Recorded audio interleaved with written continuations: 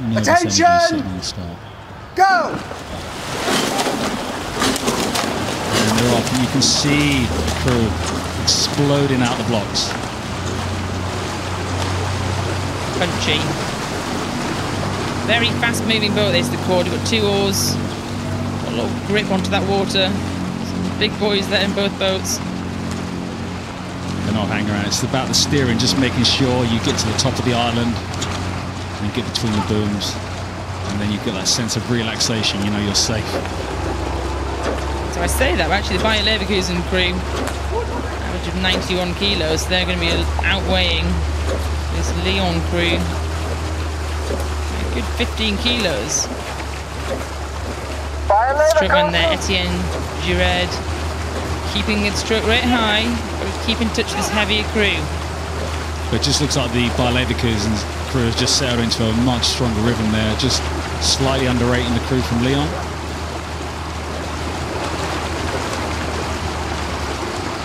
That's it now, both crews into the rhythm. Great shot behind there. Still kind of tapping it along, quite a high cadence there.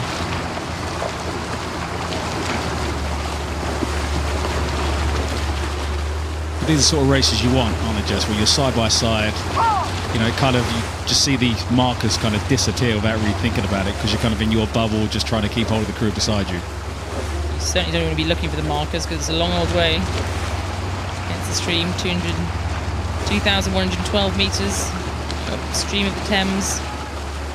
You're side by side, you're exactly right, Mark. You can feel like you're just battling one-on-one. By the time you know it, you're down by the enclosures.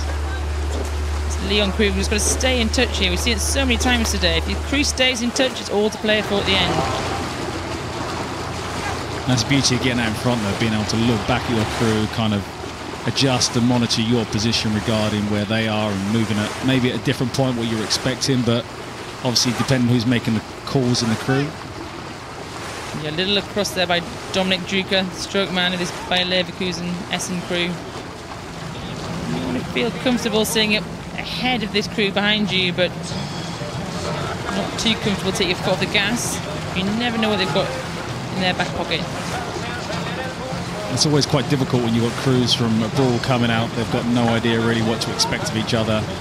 It's quite nerve-wracking, like when you've never raced a crew before. Like with the kind of domestic race, when you race every couple of weeks, or in the international race and you race at every World Cup, you get a sense of where you are and where you're trying to move or engage. But coming to Henley having no idea, I've never come out of this group, it's always more nerve-wracking to sit on the start and not really knowing what to expect. Yeah, sure. So us as international rowers, we probably know the speed of people going into the Olympics or big world championships, but a lightweight crew from France versus a heavyweight crew from Germany, probably, I'd take a stab and say they've probably not raced each other before. That's why I'm so nervous with that start line, but German crew look like they're just easing ahead a bit. But tell you what, this Lyon crew have not eased down at all. Strokeman Etienne Girard still keeping his crew tapping along very high. Typical lightweight start. Oh, just like you. Not going to let up, just keep eating at the heels, waiting for that opportunity or that mistake. But if you're not in touch, then that comes to no avail, so they must stay in contention.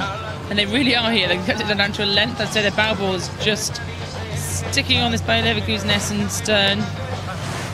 They've gone through the 3/4 mile there. There's about just under a length between the two crews. Can they keep this stroke rate up though? And have they got a change of pace coming towards the finish?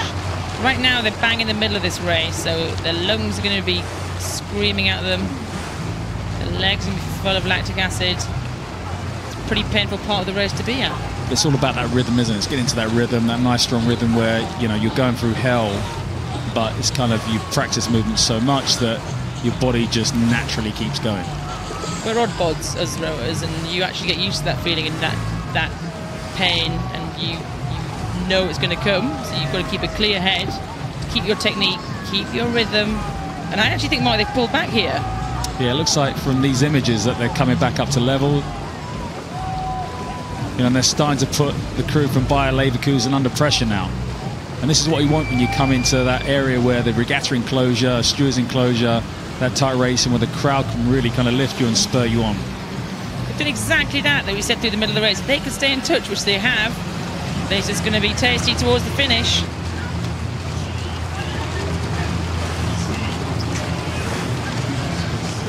And that image from behind looks exactly the same as what we saw at the start from that image. So they've kept to their kind of rate, their kind of cadence, making sure they're doing the same thing, just eating away at the Bayer Leverkusen crew. Look at this now. We're going bow ball to bow ball. Moving into the enclosures. Just about to come back to regatta enclosure. Moving into the last 500 metres of the race, if that. And it looks like Lyon have just taken a few feet leaders from that shot above. But have they got anywhere to go, Mark? They're rating so high. I can guarantee, being a French crew, they've got a number of gears still to come. But that's a great shot. Both crews side by side. You can see the angles of the athletes and their blades in sync with each other. This is hurting now. I tell you what, it looks rhythmical, it looks relaxed. It is painful. But it'd be interesting to see if the heavyweight crew can really step it up and use their power in the last couple hundred meters. So the heavyweight crew is going to be probably more powerful, but got a lot more weight to move. And the Lyon crew just has to be careful. They don't want to start steering as they come into this final section. There they go, there they go. By Leverkusen, Essen, taking it back by bow ball now. Coming right up to the line. Just looks like the Lyon crew is starting to fall apart slightly there. The two-man looks in a bit of trouble. Oh, they ran into treacle there at the end. Great race, though. Well-executed race. The Prince of Wales Challenge Cup race 76 was won by Bayer Leverkusen of Germany.